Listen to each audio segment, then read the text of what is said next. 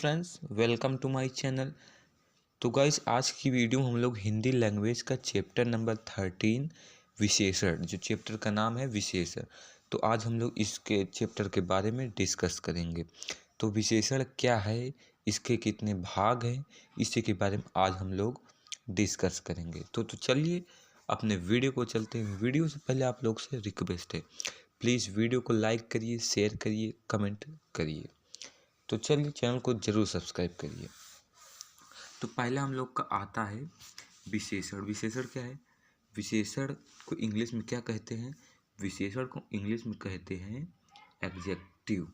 तो विशेषण क्या चीज़ है? संज्ञा और सर्वनाम शब्दों की विशेषता बताने वाले शब्द को विशेषण कहते हैं। क्या होता है?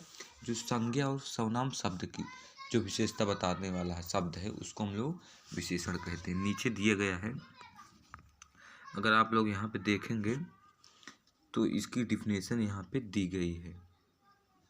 इसमें दिए गए हैं संज्ञा और सर्वनाम शब्द की विशेषता बताने वाले शब्दों को विशेषण कहते हैं। तो चलिए इसका कुछ एग्जाम्पल देखते हैं और समझते हैं। जैसे यहाँ पे ऊपर दिया गया है, जान अपने छोटे भाई के साथ क्या है जान अपने भाई छोटे के साथ थिएटर गया। तो इसमें जो है संज्ञा और सर्वनाम की विशेषता कौन बता रहा है? छोटे, तो ये हो जाएगा विशेषण। उसके बाद जान अपने क्या हो जाएगा? संज्ञा हो जाएगा। भाई के साथ जो है सर्वनाम हो जाएगा। तो इसके जो भाई बीच में जो है वो छोटा विशेषण हो जाएगा। तो इसमें ये है विशेषण। इसमें क्या विशेषण है? जो है छोटा, यही विशेषण है। तो चलिए आगे चलते हैं। आगे क्या है? धूप में लाल वस्त्र शरीर को हानि पहुंचाते हैं। क्या है क्वेश्चन? धूप में लाल वस्त्र शरीर को हानि पहुंचाते हैं। इसमें जो धूप है, ये क्या है? संज्ञा है। और जो वस्त्र शरीर को हानि पहुंचाता है, ये है सर्वनाम। तो इसमें जो लाल है विशेषता बता रहा है, तो ये हो जाएगा क्या? विशेषता। तो चलिए अब इसके कितने पार्ट हैं हम लोग उसको देखेंगे। तो यहाँ पे दिया गया है विशेषण के 4 मुख्य भेद है। यहाँ पे आप लोग अगर देखेंगे तो यहाँ पे दिया गया है विशेषण के मुख्यतः 4 भेद होते हैं। अब कौन कौन से 4 भेद होते हैं ये भी हम लोग देखेंगे। तो पहला हम लोग का आता है गुणवाचक। क्या आता है? गुणवाचक। फिर दूसरा आता है संख्यावाचक। तीसरा आता है परिमाणवाचक। चौथा हम लोग का आता है सर्वनामिक या सांकेतिक वाचक। तो इसी के बारे में हम लोग अभी डिस्कस करेंगे। तो एक एक करके सभी के बारे में डिस्कस करेंगे। तो पहला क्या आता है हम लोग का? गुणवाचक। तो गुण का अगर हम लोग डिफिनेशन देखेंगे, जो शब्द संज्ञा और सर्वनाम को दोष, रंग, आकार, अवस्था आदि का बोध कराए, उसे गुणवाचक विशेषण कहलाते हैं। गुणवाचक विशेषण किसी संज्ञा और सर्वनाम की निम्नलिखित विशेषताएं बताते हैं। तो गुण में क्या क्या आता है? गुण में गुण, दोष, रंग, अवस्था, आकार, देश, समय, काल, स्वाद, स्पर्श, ये चीज होते हैं। तो दोष में मूर्ख, आलसी, बुरा, दुष्ट, बेईमान। रंग में काला, पीला, गोरा, नीला। अवस्था मतलब कि गुण का मतलब है कि किसी चीज़ का गुण बताना, मतलब जैसे समय का, स्थान का, आकार का, अवस्था का, रंग का, दोष का जो गुण बताए उसको हम लोग कहते हैं गुणवाचक विशेषण। इसका एग्जाम्पल देखेंगे हम लोग को ज़्यादा समझ में आएगा।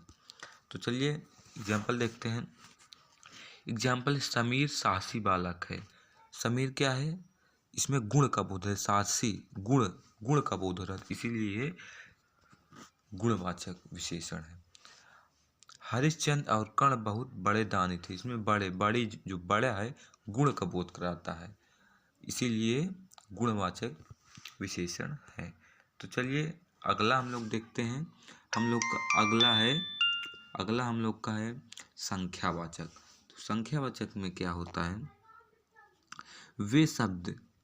वे विशेषण शब्द किसी संज्ञा या सर्वनाम की संख्या या क्रम का बोध कराते, उसे हम लोग क्या कहते हैं? विशेषण संख्यावाचक।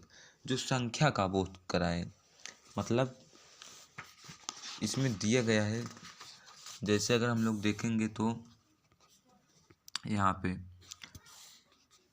1, 5, 13, 20, पहला दो, जो मतलब गुण, मतलब संख्या का, किसी संख्या का बोध कराए उसको हम लोग क्या कहते हैं, संख्यावाचक कहते हैं। जैसे 1, 2, 5, 13, 20, पहला, दूसरा, बढ़ावा, दुगना, चौगुना, इकराहा, दोहरा, दोनों, पांचों, सातों, आठों, हर साल, हर दिन, प्रत्येक दिन, प्रतिदिन, जो दिन मतलब कि संख्या का बोध कराए उसे हम लोग कहते हैं संख्यावाचक विशेषण। अब इसके भी दो पार्ट होते हैं, कौन कौन से होते हैं, अनिश्चितवाचक और निश्चितवाचक।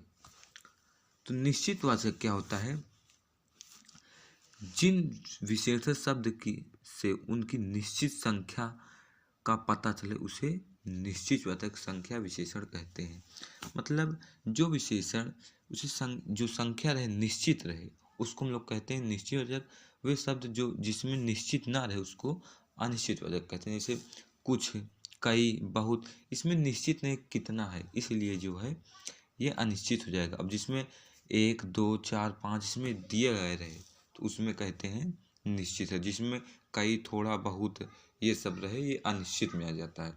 अब परिमाणवाचक आता है, हम लोग को कौन सा आता है, परिमाणवाचक आता है। तो परिमाणवाचक को इसमें माप तौल रहता है परिमाणवाचक में। अगर इसकी विशेषण हम लोग मतलब कि इसका वो देखेंगे डिफिनेशन, जिन विशेषण से संज्ञा या सर्वनाम शब्द को के माप तौल का पता चले उसे परिमाणवाचक विशेषण कहते हैं।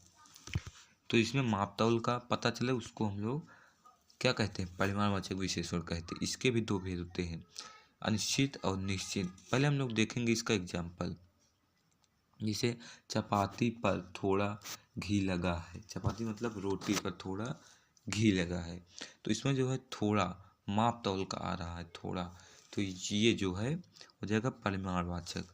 ऐसे 5 मीटर कपड़ा है तो ये जो 5 मीटर है परिमाणवाचक का बोध हो रहा है। 3 किलो आलू, इसमें से किलो, कई किलो, 3 किलो, तो ये परिमाण का बोध करा रहा है, माप तौल का बोध करा रहा है, इसीलिए जो है ये परिमाणवाचक विशेषण हो जाएगा। अब आता है हम लोग का निश्चितवाचक। तो निश्चित में होता है जो अभी भी मैं आप लोग को बताया था कि निश्चित में इसमें नंबर दिया रहता है उसको हम लोग कहते हैं निश्चितवाचक, और जिसमें नहीं दिया रहता है उसको कहते हैं अनिश्चितवाचक।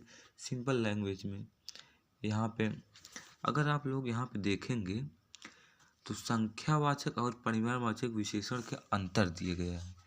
यहाँ पे दिया गया है, संख्यावाचक विशेषण उन संज्ञाओं के साथ लगता है जिन्हें गिना जा सके। जैसे इस कक्षा में 40 बच्चे पढ़ते हैं, यह बच्चे गिना जा सकते हैं, इसलिए 40 संख्या विशेषण है।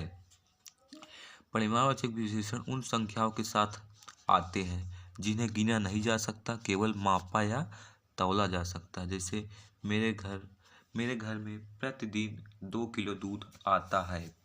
जो 2 किलो दूध है ये जो है गिना नहीं जा सकता, इसको तौला मापा जा सकता है, इसीलिए परिमाणवाचक है। इसमें कहने का मतलब ये है कि संख्यावाचक में गिना जा सकता है, परिमाणवाचक में तौला जा सकता है, इसका कहने का मतलब ये है। फिर उसके बाद आता है हम लोग का कौन सा आता है, सार्वनामिक या संकेतिक वाचक। इसका नाम से ही पता चल रहा है, संकेतिक मतलब संकेत करना, इसका मतलब ये है। तो चलिए इसकी डिफिनेशन देखते हैं और इसको समझते हैं। जब कोई सर्वनाम किसी संज्ञा के साथ लगकर उनकी विशेषता बताने या उसकी ओर संकेत करने का काम करता है तो उसे सर्वनामिक या संकेतिक वाचक विशेषण कहते हैं। मतलब उसकी ओर संकेत करता है तब उसको हम लोग सर्वनामिक या संकेतिक वाचक कहते हैं। तो चलिए इसका एग्जाम्पल देखते हैं और इसको समझते हैं। जैसे एग्जाम्पल में वे लोग क्या कर रहे हैं, तो इसमें संकेत दे रहा है कि वो लोग क्या कर रहे हैं, तो जो वे है ये हो जाएगा सर्वनामिक या सांकेतिक वाचक। तो गाइज आज के लिए वीडियो बस इतना ही, मिलते हैं किसी नेक्स्ट वीडियो में। अगर हमारी वीडियो पसंद आए तो प्लीज़ वीडियो को लाइक करिए, शेयर करिए, चैनल को ज़रूर सब्सक्राइब करिए। तो चलिए।